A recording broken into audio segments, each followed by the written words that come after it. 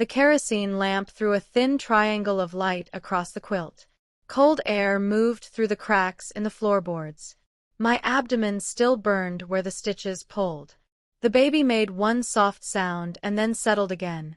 I kept my eyes half open, listening to the house settle.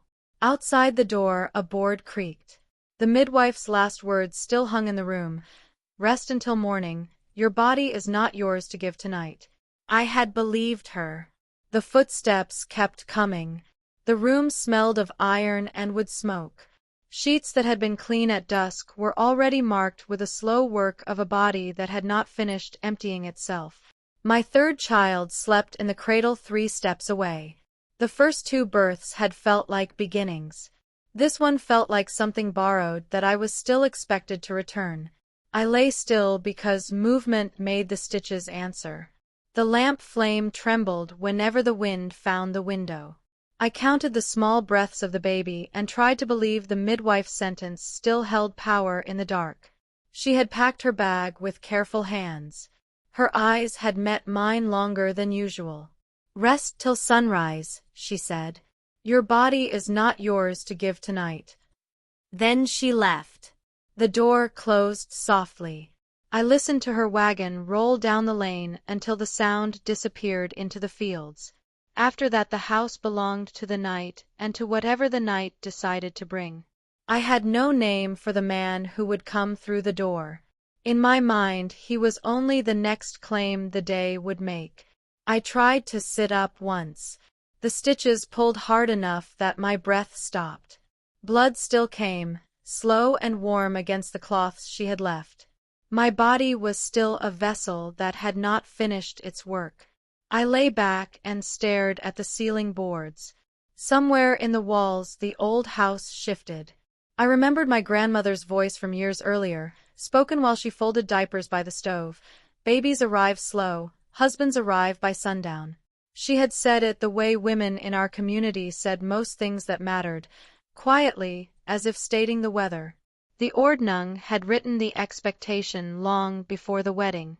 Marriage did not pause for bleeding. I had known that the way I knew the seasons.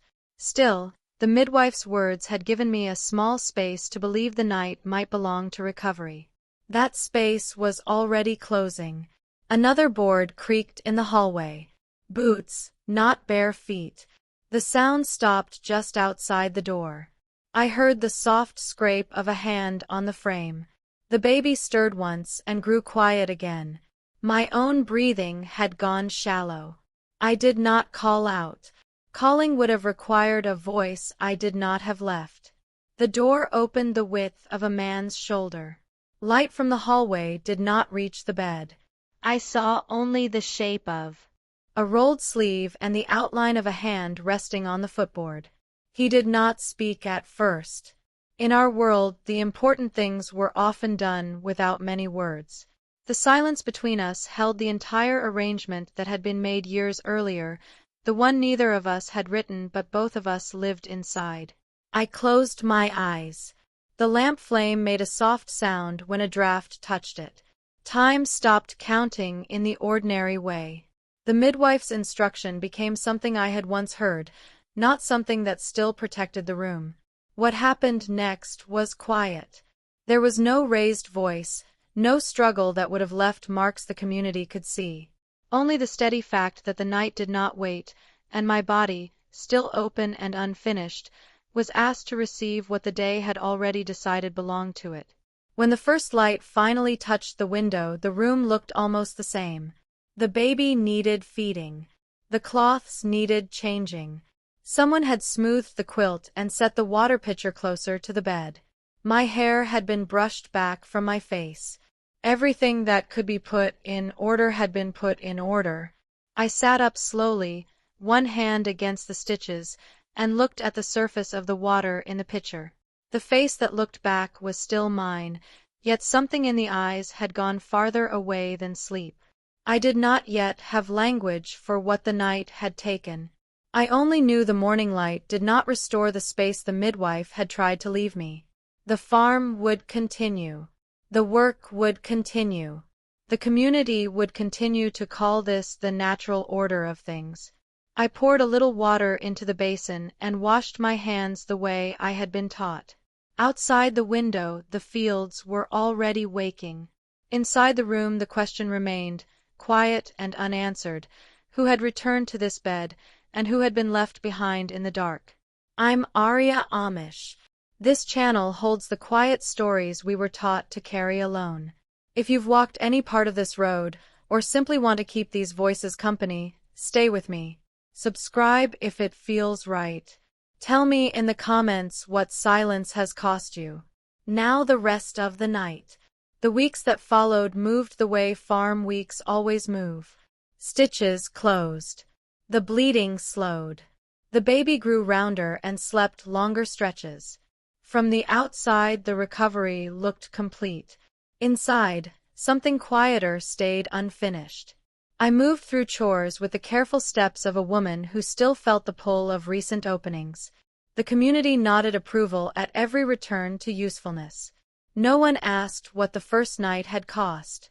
Usefulness was the only language that mattered, and I spoke it fluently.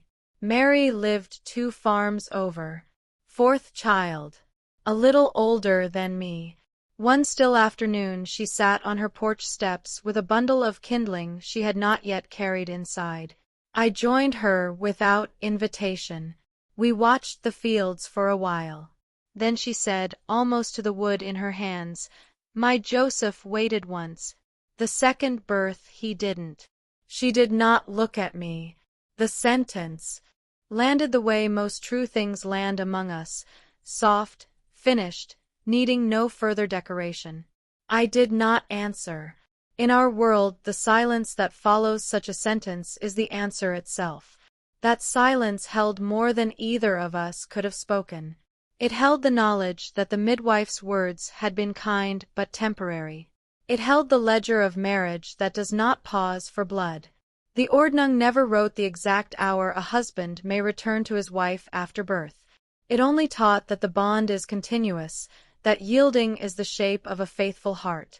Gelassenheit, the quiet surrender we were raised to practice, could be turned toward the body as easily as toward God. What began as spiritual posture became expected availability. Both of us had learned the lesson without anyone needing to raise a voice. I never believed my husband cruel.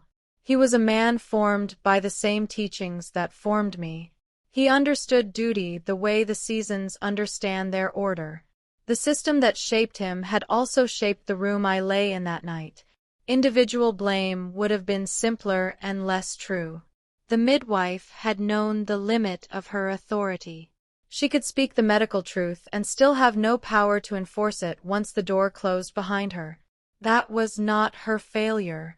It was the boundary the community had drawn long before any of us were born. Mary spoke again only once more that afternoon. After the second, the bleeding returned for weeks. The stitches took longer. I told no one. Usefulness covers many things.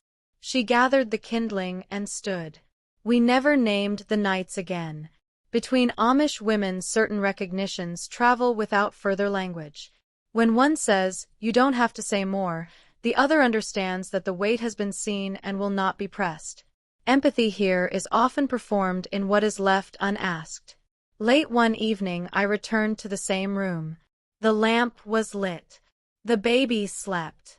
I sat on the edge of the bed with a small notebook I had kept hidden among the quilts. I wrote nothing for the community and nothing for my husband. Only the plain record of what the body remembered when the house was quiet. The act was small. No one would ever need to know. Yet for the first time since that night, the room felt as if it belonged, at least partly, to the woman who lived in it. If your silence has weight, if your body has ever been treated as a contract signed before you understood the terms, you are not required to call it by any name the community prefers. You are allowed to know what you know. The Amish world holds real beauty. Children singing the Osbund on Sunday evenings, the shared labor of harvest, the steady kindness of neighbors who appear when a barn needs raising. Those things are true.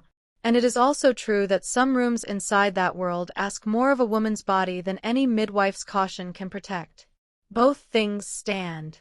I still live inside the same fields. I still rise early. I still keep many things unspoken because speech is not always the highest form of strength. What I reclaimed was quieter than leaving and stronger than endurance. I learned to yield first to the truth of my own recovering flesh.